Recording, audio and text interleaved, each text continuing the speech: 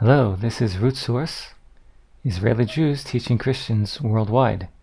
Learn deeper, reach higher. This is your instructor, Seth Young, for Instant Biblical Hebrew. And we are going to be learning today the most important Hebrew grammar lesson, and that is the concept of number and gender in Hebrew.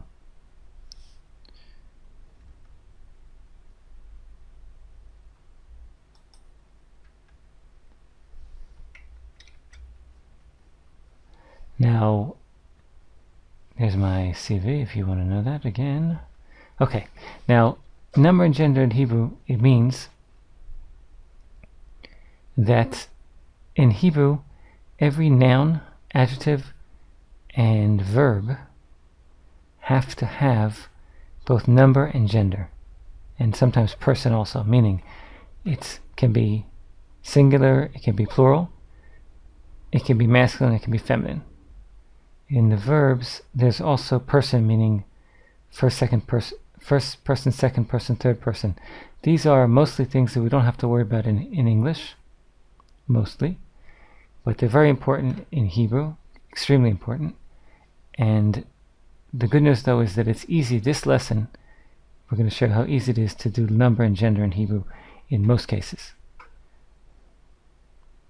And the important thing is that this is going to affect almost every single sentence in Hebrew that you ever speak or read, so it is really, really critical.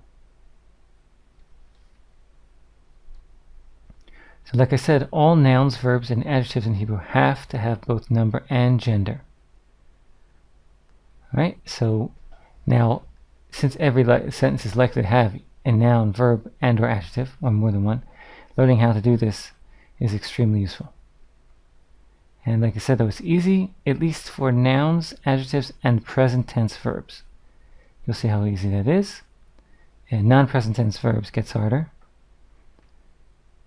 But we're just going to be dealing with present tense today, where it's easy. Right, here it is. This is everything you need to know, basically. This little chart of 4 things.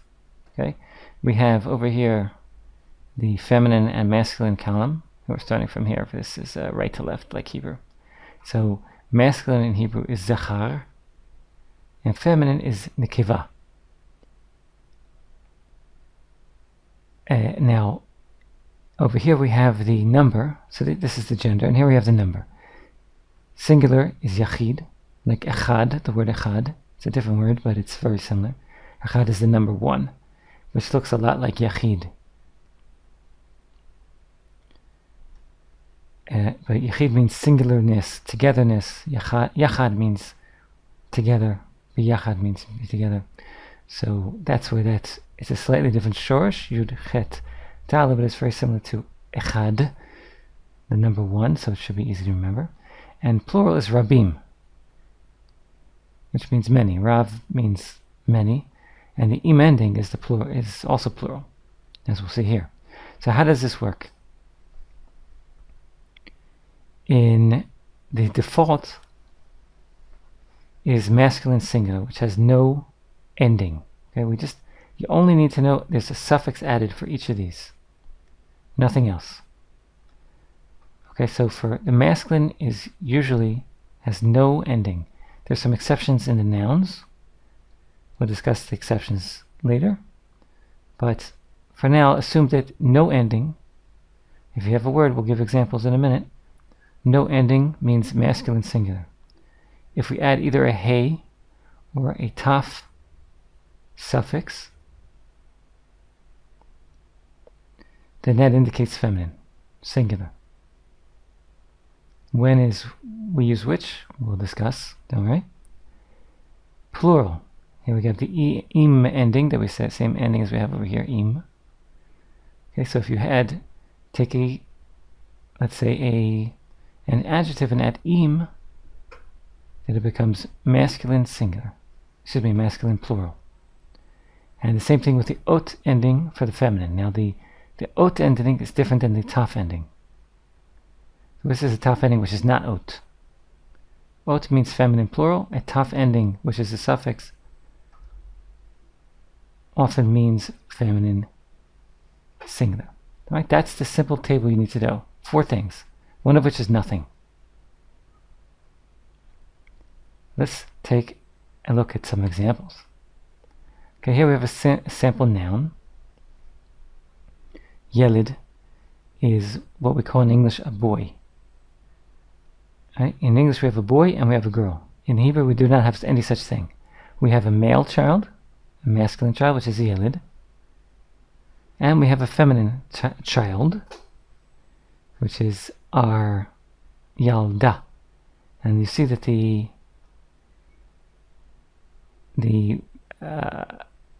vowels change a bit here. Not only do we add the a ending, but this e becomes an a, and this e becomes a shva. Don't worry about that. If you want to say yelada, you'll get away with it also. People will know what you mean. Okay, Israelis will usually assume, first of all, if you're reading, then you can figure it out. You don't really care about the vowels.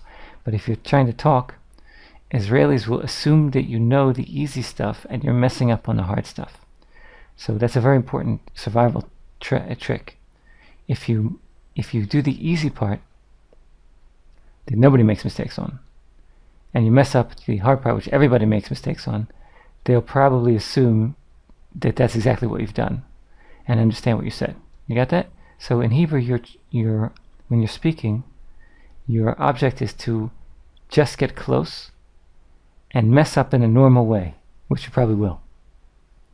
So make sure you say the part that everybody knows, like the I ending. And if you say yulda, they'll probably still know you mean a girl. Or maybe if you say yelida, okay? Yelid and yelida. Wrong, but probably understandable. Okay? Israelis are very patient just with bad Hebrew. Unbelievably patient with bad Hebrew. So just get it close. Okay, so yelid becomes yalda. We just add the a ending. Okay, and in the plural, we add the im. So it becomes yeladim and yeladot. Here we see also the vowels changing around a little bit. But if you say yeladim, which I probably just did, right? Yeladim is proper Hebrew, and I probably myself say yeladim. I don't even know what I say, but I don't probably. The truth is, I probably don't even say this. Now that I think about it,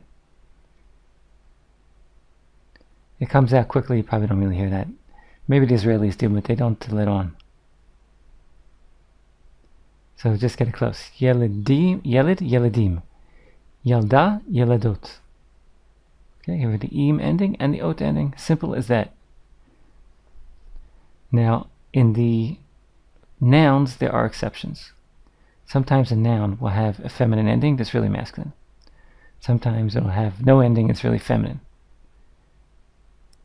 And there's some nouns, for example, like a hotel is a malon, but in the plural it's melanot. So is it masculine or feminine? There's no feminine version, or I mean, there's not two. There's not a feminine and masculine version. There's just a hotel. So how do you know what it is? Well, the way you know what it is, is first of all just to know. But the way an Israeli would know, if they weren't sure, they actually had to think about it, which I think many times they would, is simply to add an adjective.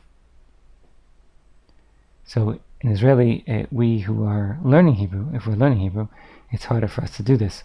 But in Israeli, we simply add an adjective or a verb, because there are zero exceptions in adjectives or verbs, ever. Never, ever. You can only have an adjective as far as number and gender, as far as gender goes, with these ending thingies in the nouns, never in the adjectives or the verbs. Okay, so so they would say, oh, it's they would add, let's say, it's a good hotel, and then how does that come out, and so on. So if it's tov, it's got to be masculine. If it's tova, it's got to be feminine, because there will never be an exception in the adjectives. Never, ever. So here's our adjective, same exact idea. We have the adjective tov,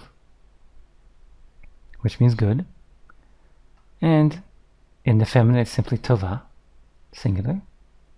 Okay, so again, here's no ending, the a ending.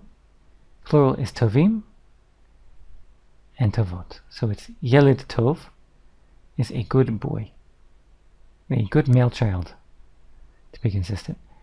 Yalda tova is a good female child. Yeladim tovim is good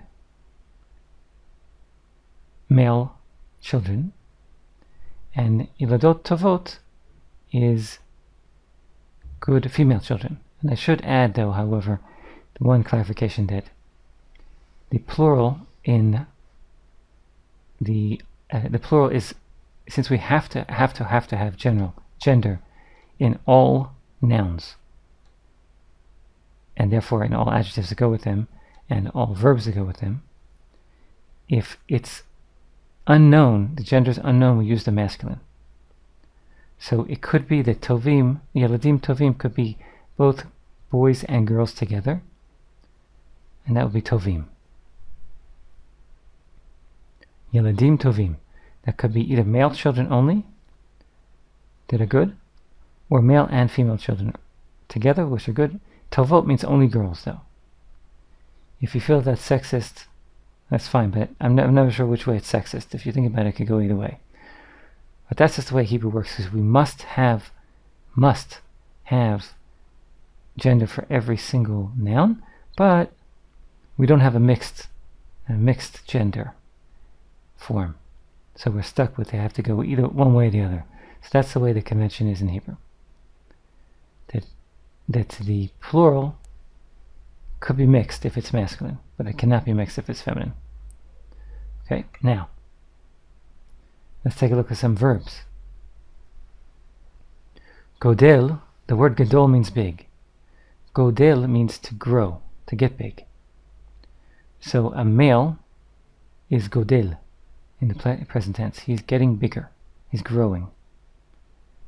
This could also be something like a plant. It could be something which is inanimate, which is not, but again, in Hebrew it has to have the gender. So it will still be, if it's a male, a plant which is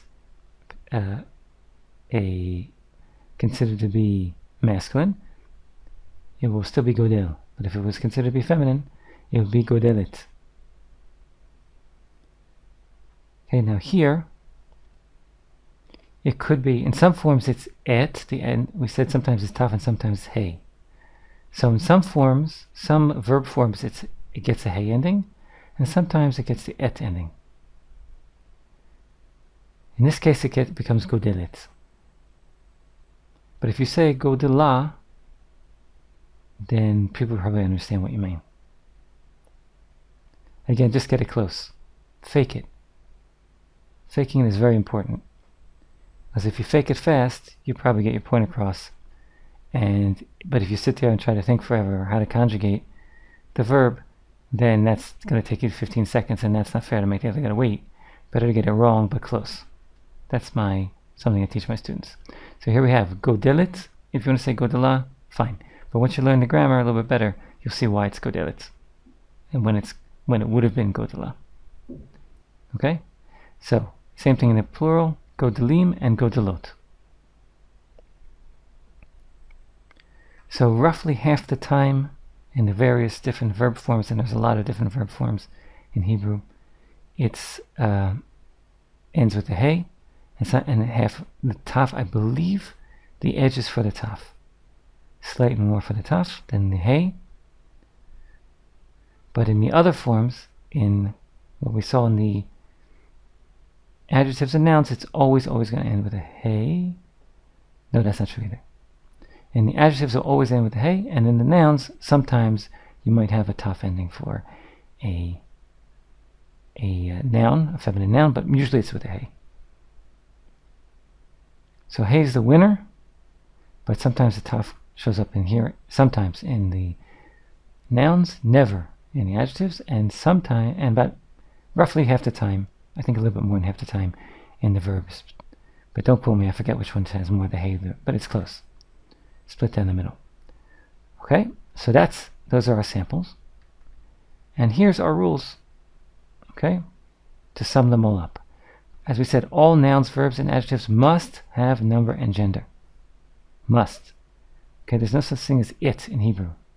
It's either she or he. Okay, a table is either she or he. A shirt is either she or he.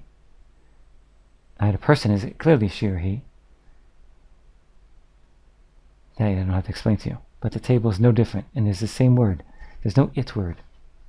If you have to refer to the table, you would use either he or who or he, which means he or she in Hebrew. Alright. And 2. Nouns. Feminine singular can end with either hey or taf, but most end with a hey, like I said. There's some exceptions, though, in the nouns only, where the masculine noun will have a feminine suffix in the singular or plural, or vice versa. And those you just have to get used to. But if you just get them wrong, that's also okay. Right? Hebrew is a language spoken mostly by immigrants and tourists, and there are many Israelis, of course, as well, that were born here, but almost half the population to this day was born outside the land of Israel, and therefore Hebrew is not their mother tongue.